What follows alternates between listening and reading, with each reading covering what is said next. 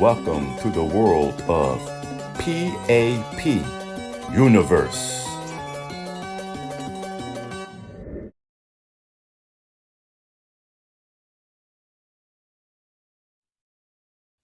And Mary waved her hand and said to her son, Amin, I'll see you later, son. I'll see you in the afternoon after you get out of school. And Amin turned around and smiled at his beloved mother, and he waved and said, okay, Mom, have a nice day, Mommy. I love you. And then his mother said, God bless you, son. And they both went their separate ways. Mary made it back home safe and sound. And Amin entered the class. And he took off his coat. And he took off his book bag. And all the other kids did the same thing. And the teacher told them to hang their belongings on the rack inside of the closet.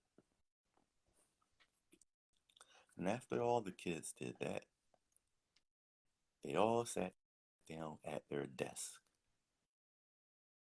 And they had pencils and erasers, rulers, those types of utensils that they use in the classroom in elementary school. And the teacher told them all a story. And the story was about kings and queens and knights of the round table. And then after that ended, it was time for recess. So the teacher asked all the kids to line up at the door. And she wanted them to line up in size order. So from the smallest in the front to the tallest in the back. And Amin found himself somewhat in the middle. However, there was a bully in the group. A bully. And that bully's name was John King. And John King, he knew that he was a little bit taller than Amin. But for whatever reason, he stood in front of Amin. So Amin said, hey, I'm shorter than you. You're supposed to get behind me. And John King turned around and said, if you talk to me again, I'll punch you in your mouth. And Amin became silent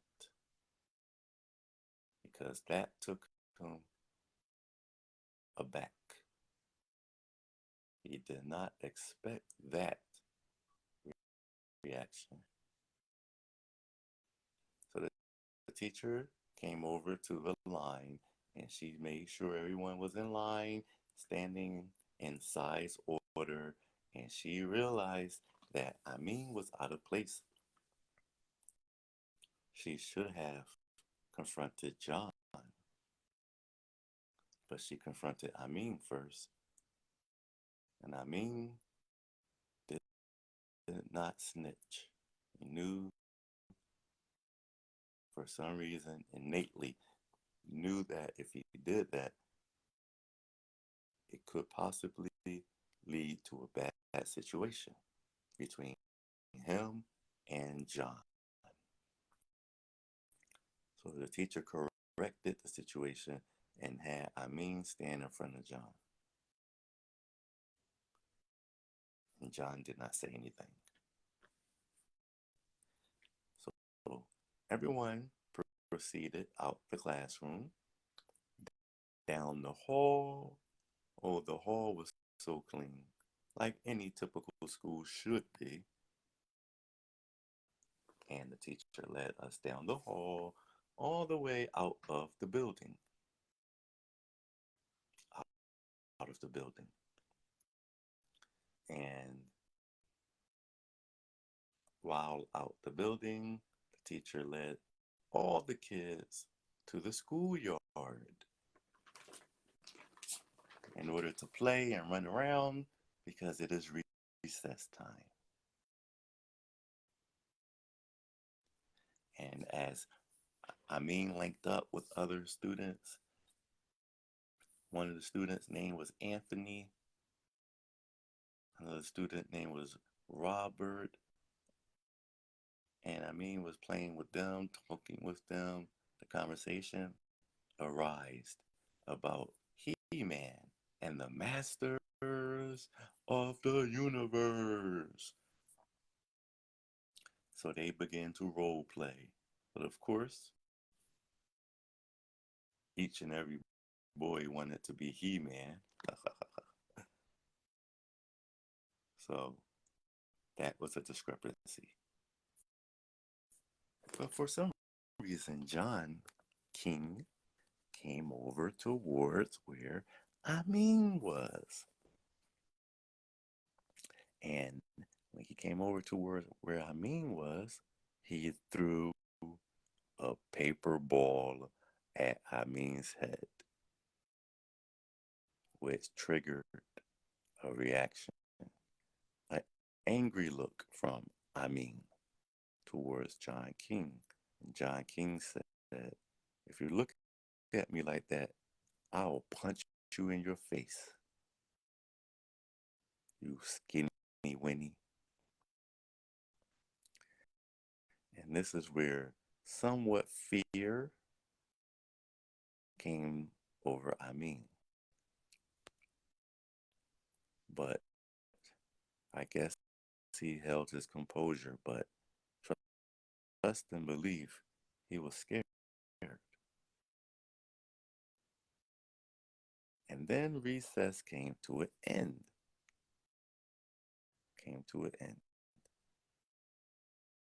And every kid lined up because they knew it was time to get ready to go. And they were all led back into the building. And then they went into the classroom as the teacher guided them to. And then it was time to do more classwork inside of the classroom. So the teacher taught them all their ABCs. And after that class session ended, it was time to go to second class. The teacher told them, your second classroom is on the second floor. All you have to do is go outside this classroom, go down the hall, and you're going to see stairs. Go up those stairs to the second floor. And when you get to the second floor, there's going to be one classroom. And that classroom is the math class. Outside of that classroom, there will be someone standing there, and they will tell you to enter the class. And it's not difficult, so that's all you have to do. So I need all of you students to do that now. And that's what they did. All of the students left out the classroom. And they went up the stairs. And they seen that there were one classroom. And before that room, there was somebody there. And this was very easy. This was an easy process to make it to the second class. Keep in mind that next to that class is a window. And that window has bars so no one can fall out that window. This is a key feature of the story that you must keep in mind. That there is a window next to the class. And that window is boarded with gates. And all the students entered the class for math time. The students were learning subtraction, division, and so forth. John King constantly threw paper balls at Amin when the teacher wasn't looking. Amin could feel fire burning inside of his soul because he was afraid, but he was also angry because he was clearly being bullied. At the end of the class, it was time for everyone to go home. So all the students began to leave out the classroom while the teacher stayed behind. Amin wanted to be the last to leave the class because he did not want to see John King. However, John King, who has already left the class, had a sneaky plan. He stood at the middle of the stairs. Amin didn't notice. He did not know what John King was planning to do. You see, Amin was still in the classroom and he was considering being a tattletale. John King noticed that it took Amin some time to come out. So he assumed that Amin was snitching on him. So using a little screwdriver, he unscrewed a portion of the bars that was covering the little small window. And one of the bars fell off, and then a second one fell off because John King unscrewed them. Now it was open just enough to where a small kid could fall through there and fall to a bad situation. As Amin left the classroom, he didn't notice that John King did that to the window. And he did not notice that John King was standing in the middle of the stairs. And then John King ran up the stairs as Amin was at the top of the stairs, grabbed him real fast, and shoved him through that little small window. Now, this is a bad situation. The second floor is way up, to where if anyone was to fall from the second floor, out of the window, they will meet their doom. However, when he shoved Amin out the window, Amin fell from the second floor. His body is outside, falling, and if he falls and hit that ground, he meets his doom. But this is where he tapped into his superpowers. This is where he began to fly like an eagle through the air. He flew just like Superman. He flew just like Son Goku. He flew like a bird. Yes. The trajectory of his fall was not downward. It began to be upward. And when John King seen that, he was in complete and total shock. How could a human being fly? And Amin flew away from the school. And he flew to the next building, way across the street.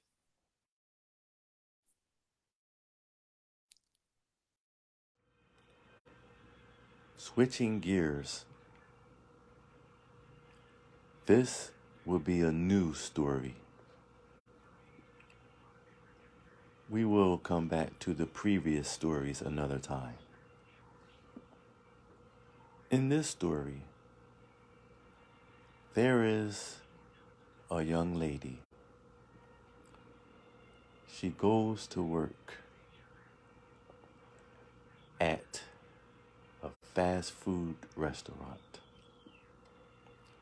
Her supervisor is a very handsome man. He is a 10 out of 10 as far as looks. He checks all the boxes when it comes to looks. The problem is, he is very rude. This young lady has a coworker also. A man who is obese. He is obese. In fact, he is quite possibly over 600 pounds. Quite possibly. And when it comes to looks, his face is a 0 out of 10. Just absolutely unbelievable.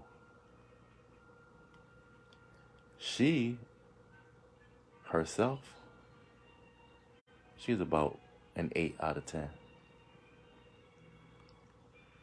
She comes to work every day, on time, to give her best effort at this fast food restaurant. And even though she does give her best effort, customers still disrespect her. It seems to be the nature of the game when it comes to working at a fast food restaurant. This is the premise of the story. And I am the storyteller. Amin. Now let's begin. The young lady comes to work. And there's no customers in the restaurant right now. She's at the register. This is her normal position. Her overweight coworker hasn't come to work yet. He's supposed to be there with her at the opening of the restaurant. But for whatever reason, he is not there yet. So the manager comes in. And he says, I don't know where he's at, but if he doesn't get here very soon, I may have to. And before he can finish his sentence, the overweight worker comes in. And he says, oh,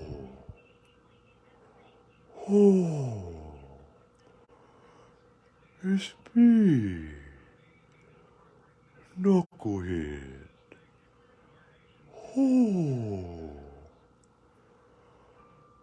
Oh,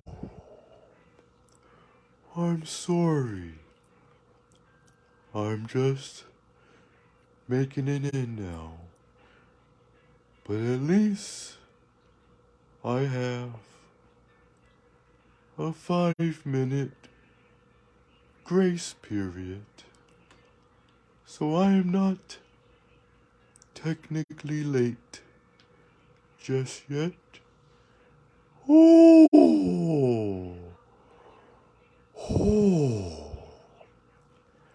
And Knucklehead was correct. He is not technically late. So he is lucky. So he was able to stand right next to his female coworker.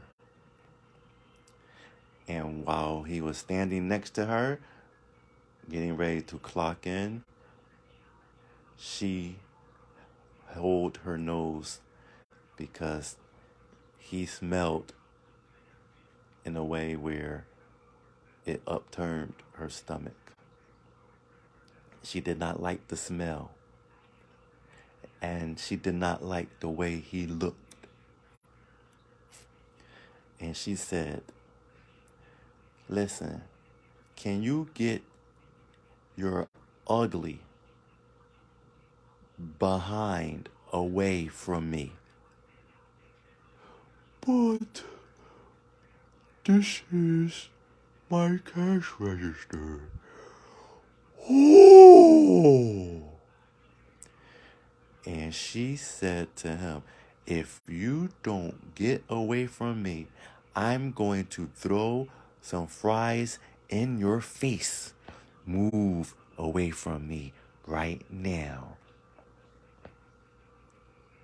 And he did not budge because that is his register. His name tag is right there next to it. He don't believe he should have to move down.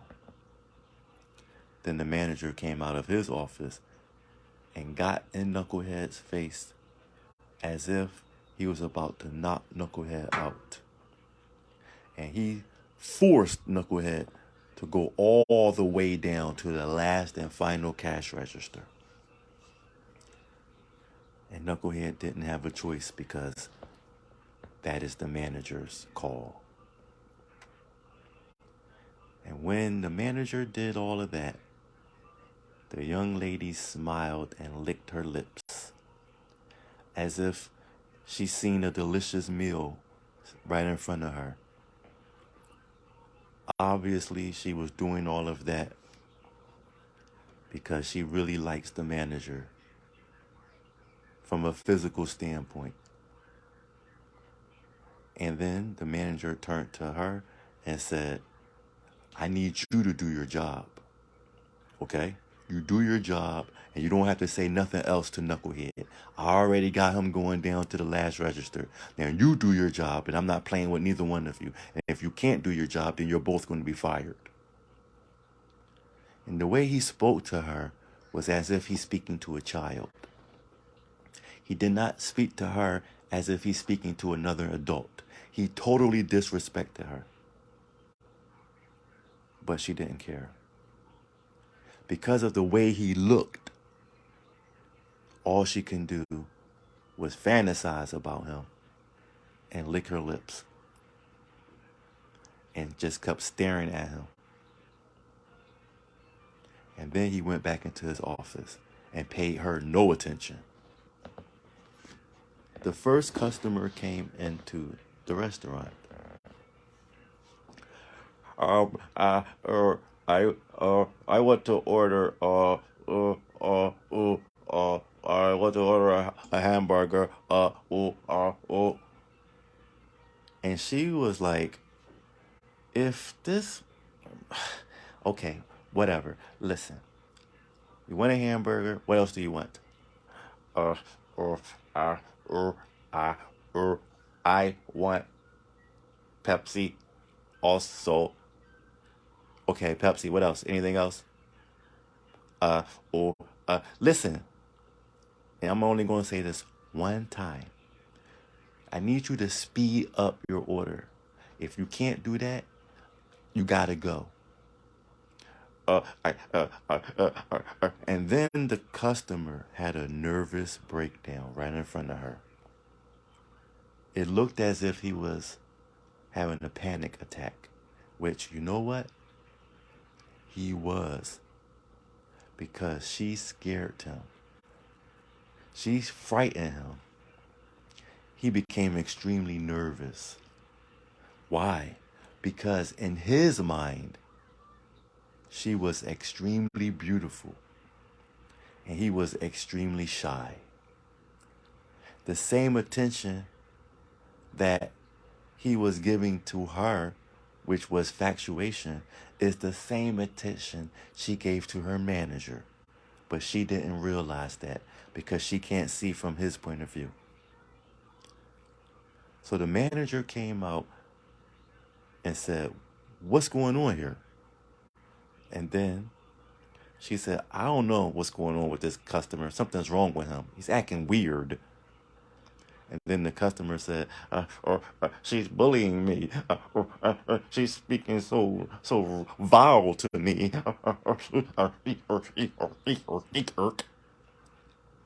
And then the manager scolded her. He scolded her as if she was a 3-year-old.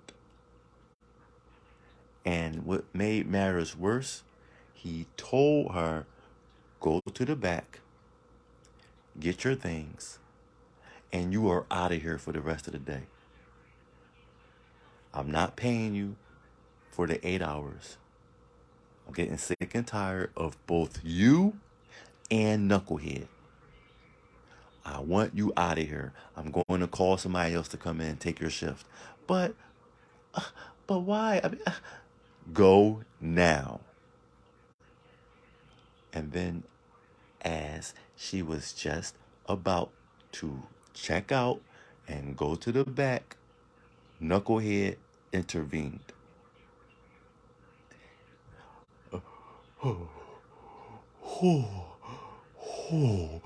Excuse me, sir. I'll cover her position, but I'll take her customer, but... Speed it up, Knucklehead. What do you got to say? Please, don't send her home. Please, sir. She's a good worker.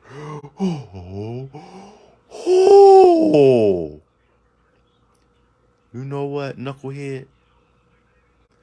You go to the back, get your things, and you get the heck out of here, too. But who's going to take care of the customer? If we both go home, there's nobody here to take care of the customer. I'll take care of the customer. You get your stuff now, knucklehead, and get out of here. Both of you out of my restaurant now. The manager was extremely mad, and Knucklehead did not want to get fired. So he listened. So Knucklehead and the young lady went to the back together. While they were in the back room, gathering their belongings to prepare themselves to go home, the young lady turned to Knucklehead and said, "Why did you do that? Why did you try to defend me in any way, shape, or form? Why?" "Because, I really like you so much.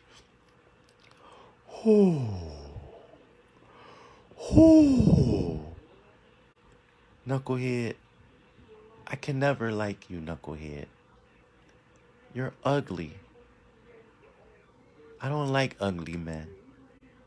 I like handsome men. Like our boss. He is so handsome." "But he treats us bad, and he really don't like you."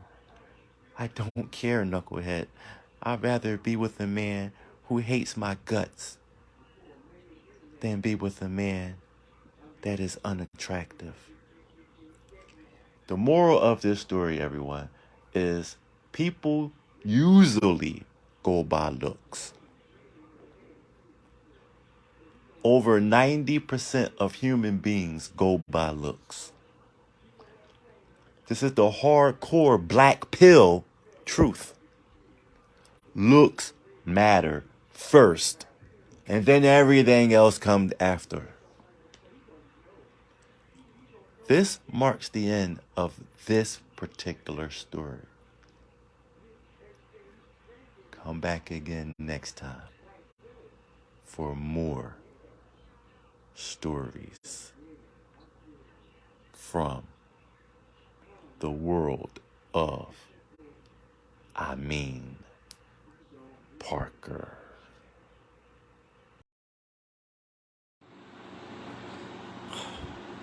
Entering a brand new storyline. Welcome back to the stories created in the mind that I possess. In this story, there is a man who grew into a superhero over the years. His name is Amin Parker.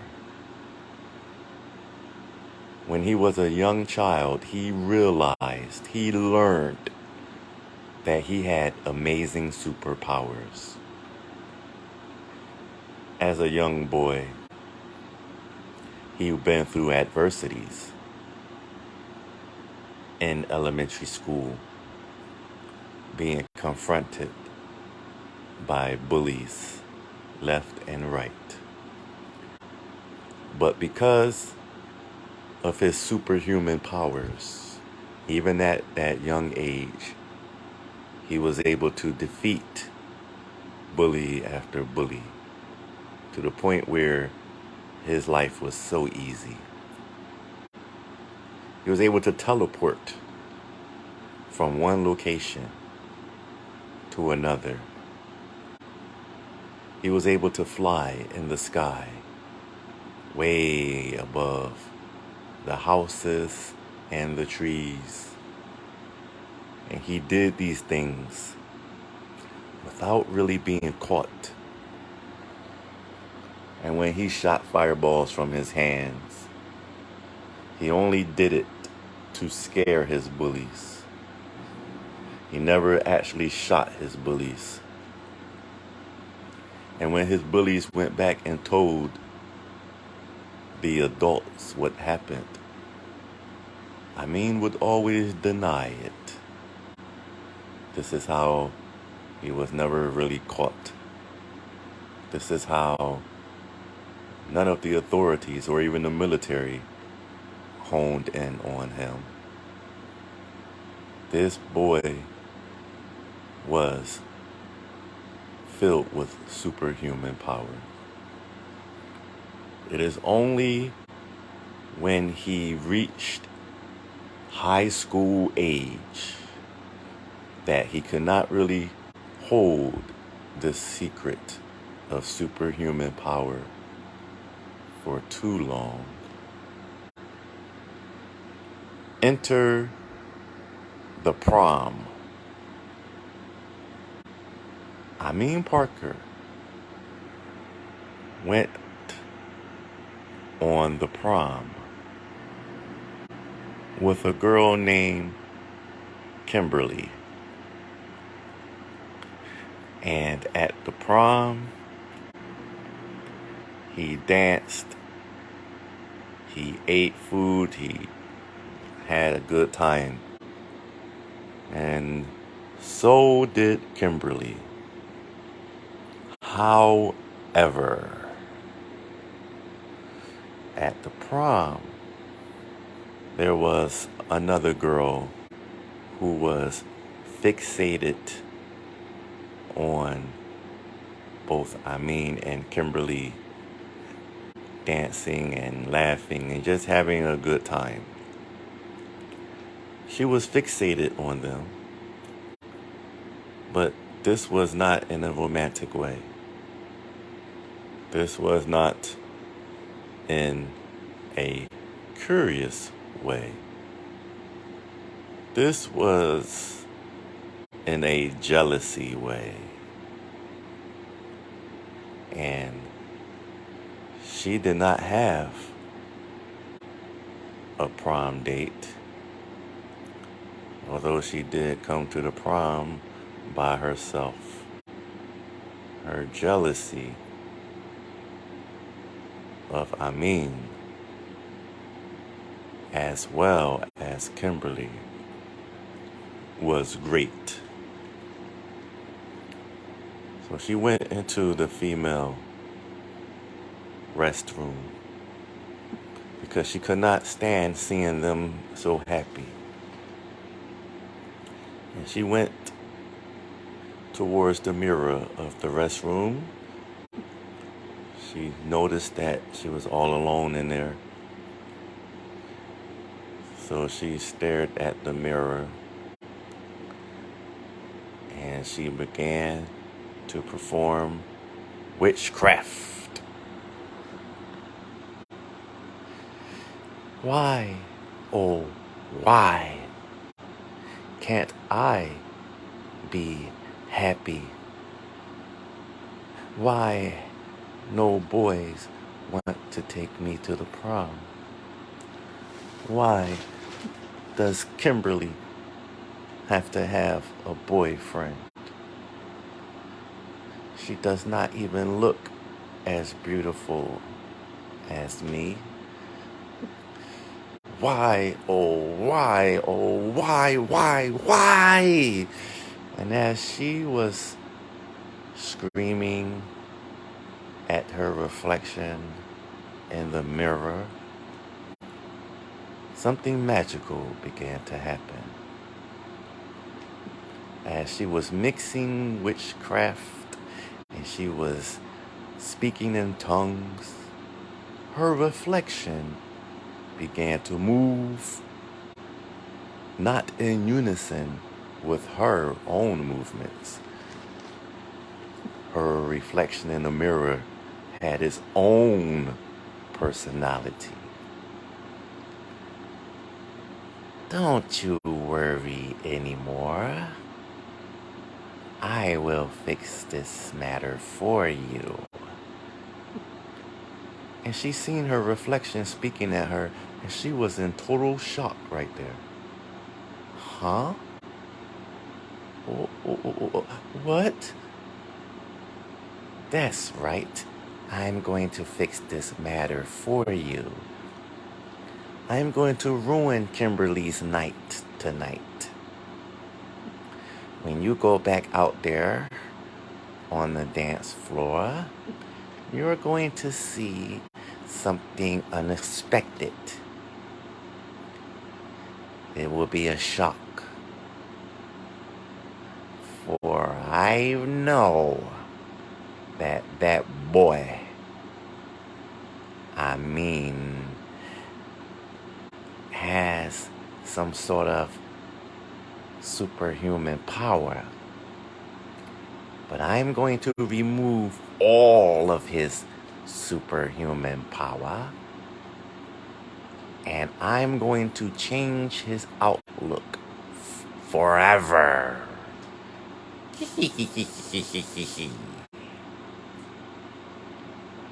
So the young girl went back out on the dance floor, and she seen Kimberly and Amin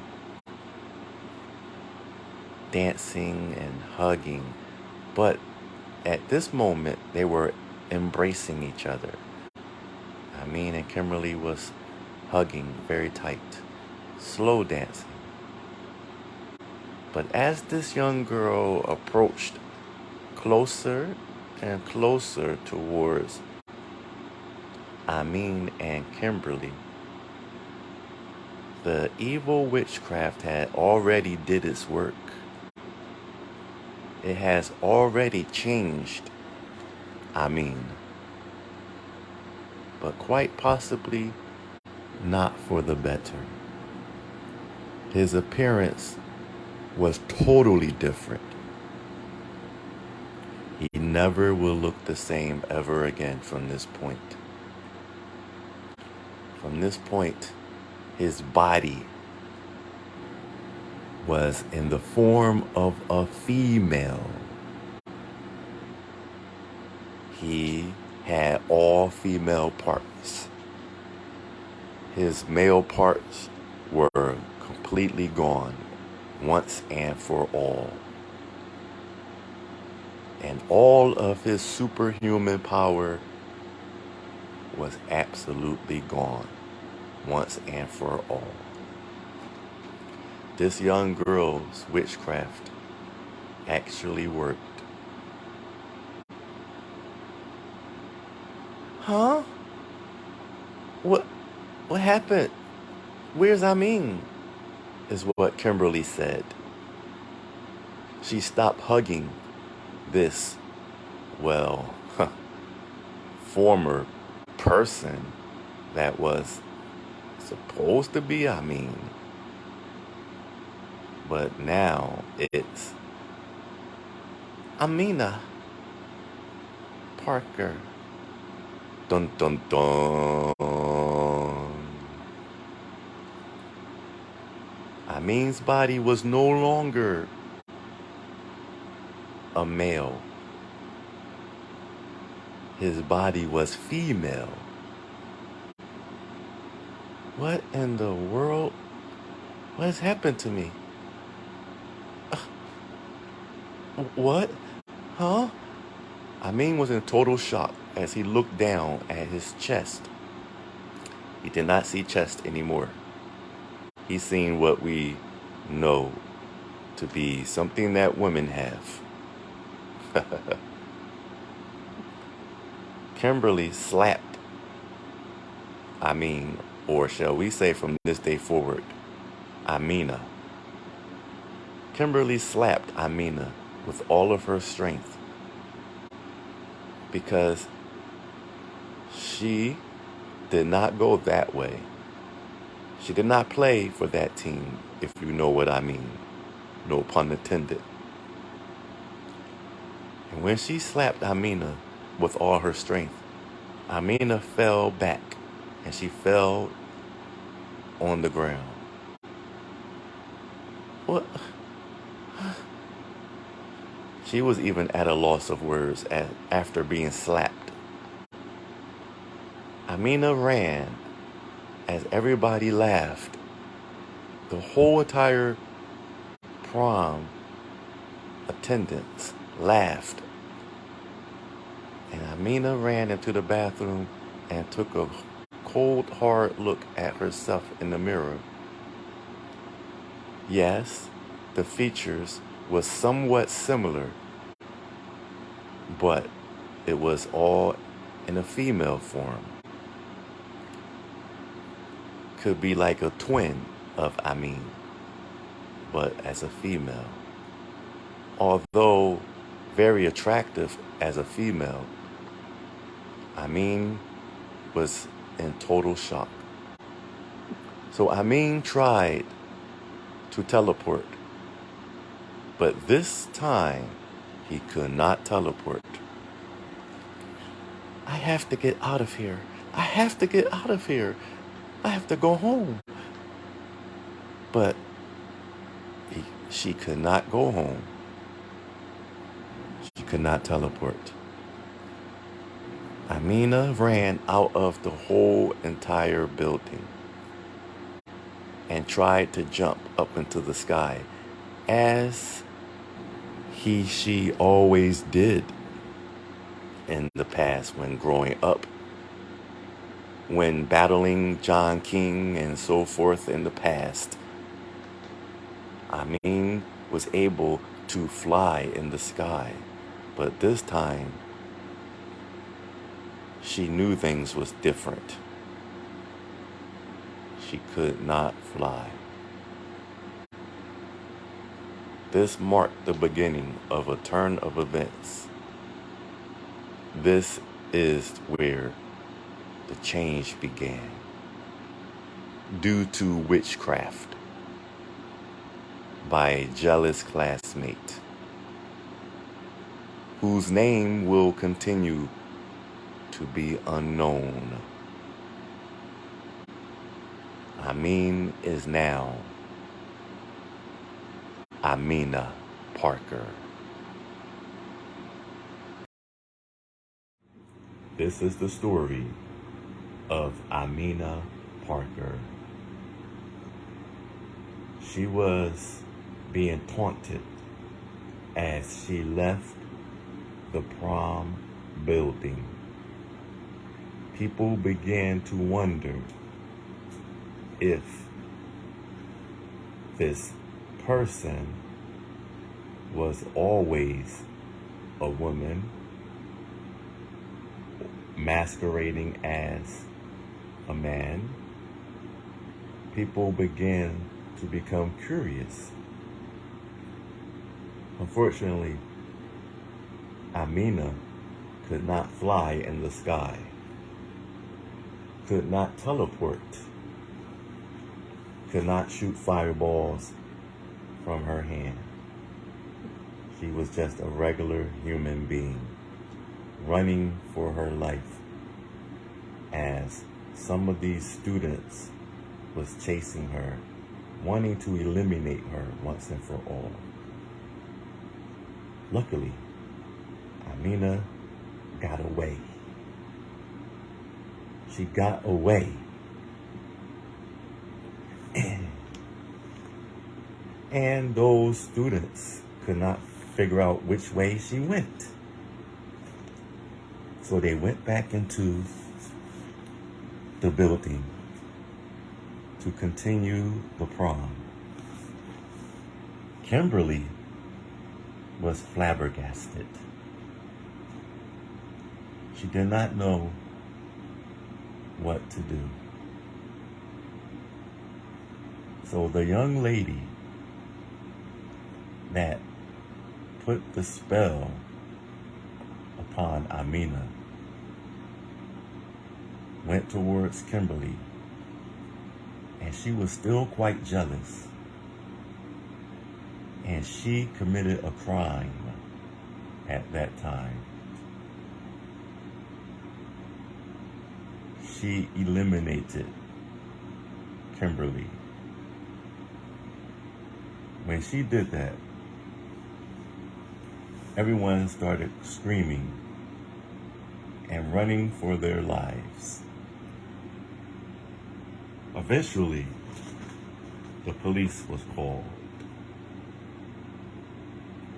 and they apprehended the young lady and put her in their police car.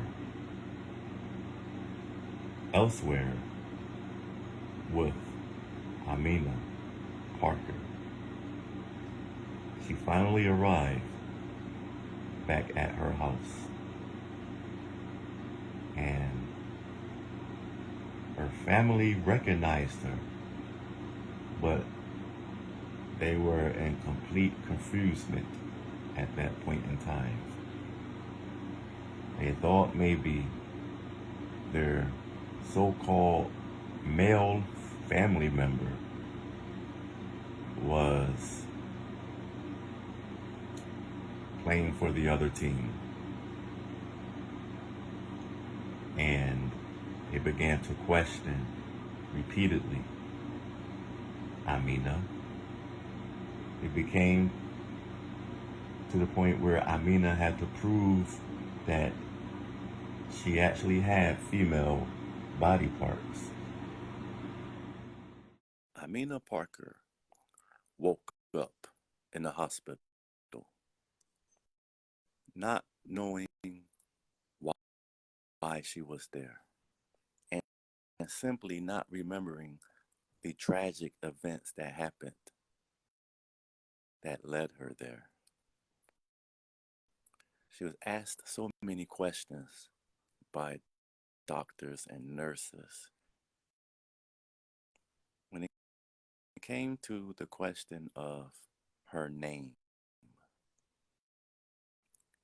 she could not, for the life of her, remember whether her name was Amin or Amina. She realized that the doctors were addressing her as Miss. So she vaguely remembered her name being Amin. She basically inferred from her own judgment at the moment that maybe her name was Amina, because it made sense to her that her name might have been Amina, especially since she is a woman. And she can clearly see when she looks down that she has woman parts, that she has long hair. So she answered in the best way she could. She said that her name is Amina. The doctors quickly jotted down that name. Miss Amina, what is your last name? And she said, I can't remember. I don't know. And the doctor said, do you know where you're from? And she said, no. And one of the nurses asked her, what is the name of your parents? Do you have siblings? Tell us about your family. And Amina tried her best to remember any of those vital informational parts of her life. And for the life of her, she could not remember. Amina had amnesia. She had amnesia. And the doctors, they tried to run blood tests. They even were able to try to do fingerprinting with the police that came by to check up on Amina. And because of the magical, powerful spell that was placed upon Amin Parker, the magical spell entails that every single part of Amin's body would be a woman. It also altered the fingerprints on Amin's fingers. It erased the original fingerprinting. The magical spell through witchcraft was able to form a totally new fingerprint, which was not recorded on file. So basically, the police deduced that Amina Parker was never ever arrested, and the fingerprints was never put on file. They basically assumed that Amina is like a Jane Doe, maybe someone from another country. They just didn't have all the pieces to the puzzle. After healing and recuperating, Amina Parker was reaching the time to be discharged. She's been in the hospital for 2 months at this point. Luckily, she was not pregnant because of the attack. But where would Amina go from here? She is still suffering amnesia. She doesn't know who she is and where she's from. The doctor had insisted that Amina will be put in a facility where she can receive psychiatric help to pinpoint her deepest memories of her past. It was approved. She will be sent to another facility. This part of the story is a shocker.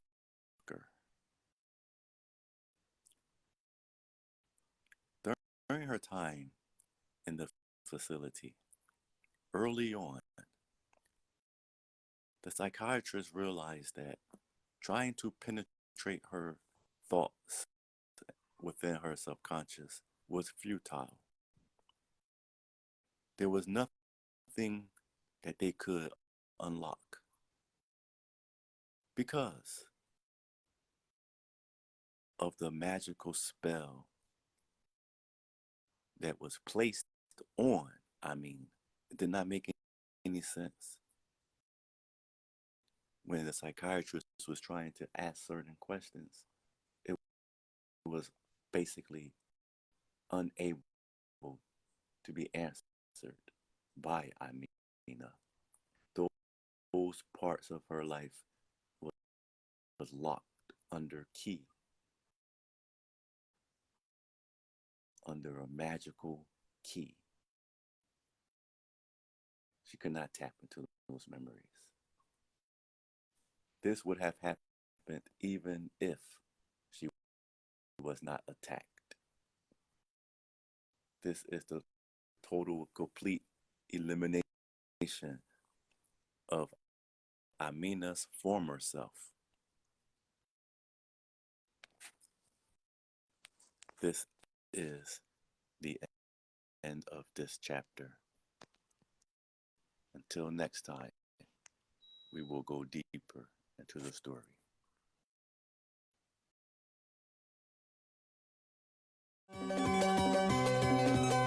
Welcome to the world of P.A.P.Universe.